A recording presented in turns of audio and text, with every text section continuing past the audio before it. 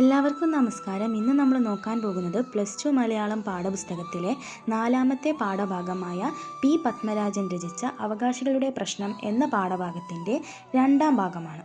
നമ്മുടെ ചാനലിൽ അപ്ലോഡ് ചെയ്യുന്ന വീഡിയോസൊക്കെ നിങ്ങൾക്ക് ഇഷ്ടപ്പെടുകയാണെങ്കിൽ ലൈക്ക് ചെയ്യാനും സബ്സ്ക്രൈബ് ചെയ്യാനും നിങ്ങളുടെ ഫ്രണ്ട്സിനൊക്കെ മാക്സിമം ഷെയർ ചെയ്യാനും മറക്കരുത് കേട്ടോ. ഇനി നമുക്ക് പാഠഭാഗത്തിലേക്ക് കിടക്കാം. അപ്പോൾ ഇന്നലെ അവസാനം നമ്മൾ പറഞ്ഞു നിർത്തിയത് ദിവാകരൻ തൻ്റെ അച്ഛൻ്റെയും അമ്മയുടെയും ഫോട്ടോ ഒരുപാട് തിരയുകയും തിരഞ്ഞ് ഒടുവിൽ ദിവാകരന് അവശനാവുകയും ചെയ്യുന്നത് വരെയാണല്ലേ. ഇനി നമുക്ക് ബാക്കി ഭാഗത്തേക്ക് കിടക്കാം. അപ്പോഴാണ് പുറത്ത് വെളുപ്പാൻ കാലമാവുന്നത് ദിവാകരൻ ശ്രദ്ധിക്കുന്നത്.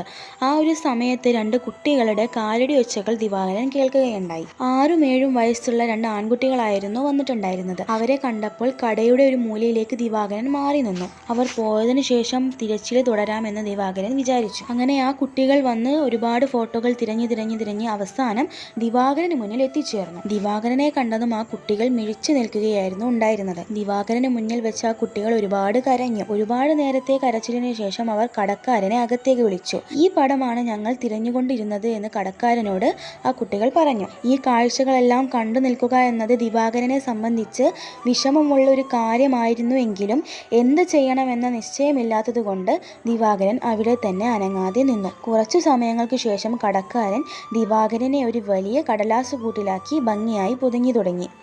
എന്നിട്ട് കുട്ടികൾക്ക് കൊടുക്കുകയും കുട്ടികൾ അവിടെ നിന്ന് പോവുകയും ചെയ്തു.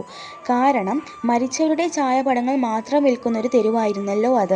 ഇതോടുകൂടിയാണ് കഥ അവസാനിക്കുന്നത്. ഈ ഒരു കഥ പുസ്തകത്തിലുള്ളതുപോലെ നമ്മൾ വായിച്ചു കഴിയുമ്പോൾ നമുക്ക് എന്താണ് ഈ കഥ എന്നത് ഒരിക്കലും മനസ്സിലാവില്ല അല്ലേ. ഇനി നമുക്ക് എന്താണ് ഈ കഥയുടെ യഥാർത്ഥ അർത്ഥം എന്ന് നോക്കാം. ദിവാകരൻ എന്ന വാക്കിൻ്റെ അർത്ഥം സൂര്യൻ എന്നാണ്.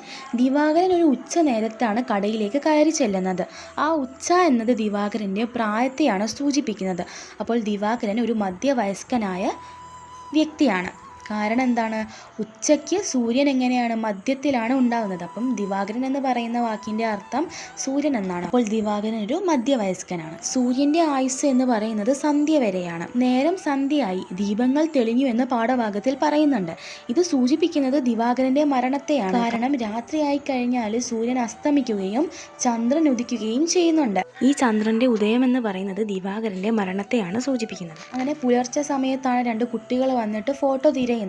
പുലർച്ചെ എന്ന് പറയുന്നത് ഇവിടെ സൂചിപ്പിക്കുന്നത് ഒരു പുതുതലമുറയെയാണ്. പുതുതലമുറയിലുള്ള 2 കുട്ടികൾ വന്നിട്ട് അവരുടെ പൈതൃകത്തെയാണ് അവർ തിരയുന്നത്. അങ്ങനെ പുതുതലമുറയിലുള്ള കുട്ടികൾ ഒരുപാട് തിരഞ്ഞ് അവർക്ക് അവസാനം അവരുടെ പൈതൃകത്തെ ലഭിക്കുന്നുണ്ട്.